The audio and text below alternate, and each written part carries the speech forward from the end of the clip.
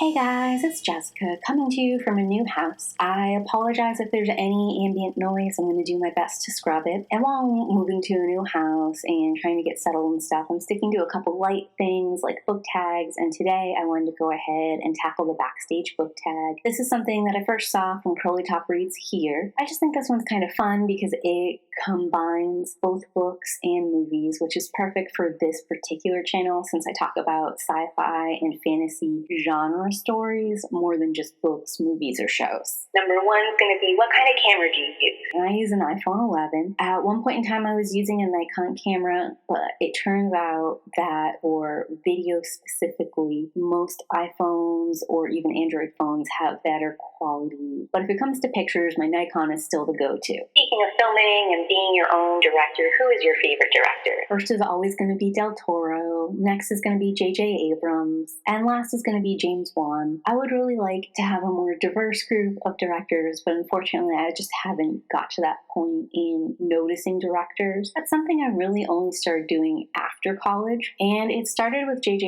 Abrams because I really liked Fringe and Alias, and of course I love the Star Trek movies. So I'm just sort of like keeping an eye on what J.J. Abrams does and following him around. And once I started noting him, I started noting some other directors and seeing which kinds of shows and movies I was watching that were related. So like James Wan, I really love a lot of his horror work. My favorite's got to be Insidious. And then Del Toro, I love almost everything he does. Pan's Labyrinth, The Orphanage, Mama, Crimson Peaks. It's all so good. I'm also actually a huge fan of Blade. That's really different than some of the other movies that I'm discussing with Del Toro. Three's going to be, do you remember the first record you bought or received as a gift? And the answer is yes. My first CD was the Spice Girls. It was the early 2000s and it was a girl power time. And some of that music is still fun party music. Number 4 is, what kind of mic do you use? And it is this mic that my husband bought me. I don't actually know what kind of microphone it is off the top of my head, but I'm going to go ahead and put it down below here. Number 5 is, how do you prep for your videos? Is it talking points, a detailed script, or are you just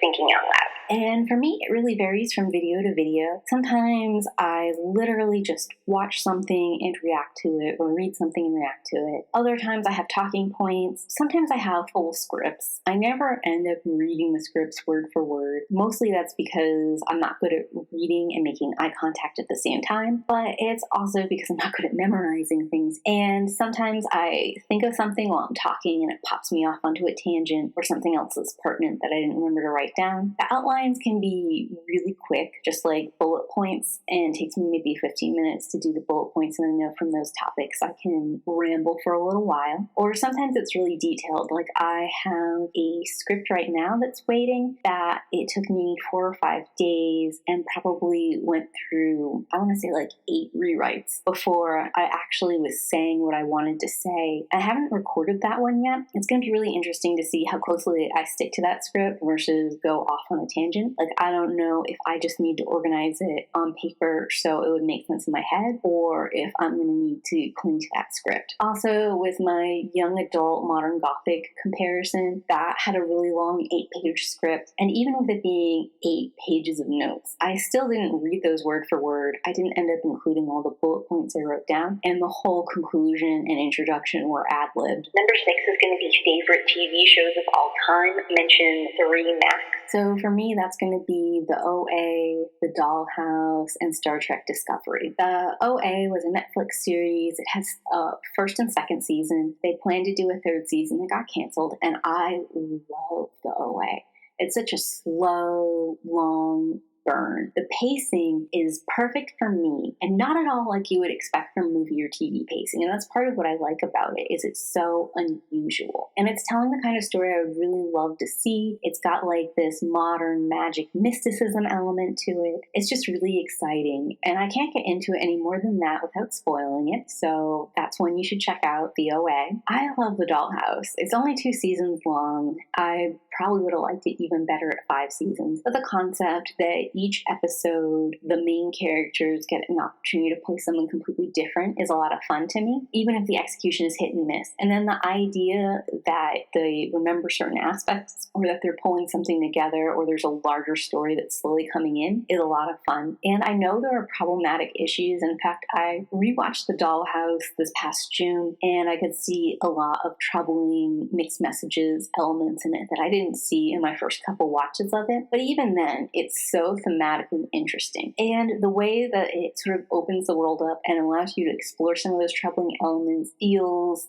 nuanced as opposed to just straight up disappointing or troubling. And then the last one, Star Trek Discovery, that's a new one that's on the list. I just have been loving this latest Star Trek. I think I like it more than The Next Generation. I mean, I guess I mentioned Discovery and I didn't mention Next Generation, so it sounds that way. I just think that they've blended a whole bunch of older elements of Star Trek and are bringing like some new spins and interpretations that are really exciting. I love the visual aspect of it. I love where the story has been going in season 1, season 2. Season 3 is kind of okay, and we're not far enough into season 4 for me to decide yet. I like to figure out if I liked it after the whole arc has happened. But it's just one of those shows I'll be watching every time it's on. I'm really excited about it. I really love the characters. On top of that, it's something that both my husband and I love, so we can watch it together, which makes it really special for us too. Number 7 is going to be, what BookTube videos do you prefer to watch? It kind of depends, but I think my favorite thing to watch is some kind of video essay on a larger topic or theme. I also really like reviews and reading vlogs. I love best and worst videos. I like recommendations for like a certain theme. And I also am one of those people who actually likes book rants. I love when someone else is passionate about it. And whether they're passionate about it because they love it or they're passionate about it because they hate it. I love that we're having the discussion. I'm really interested in what they have to say. And it's great to see that maybe the thing I loved, they hated. Or maybe I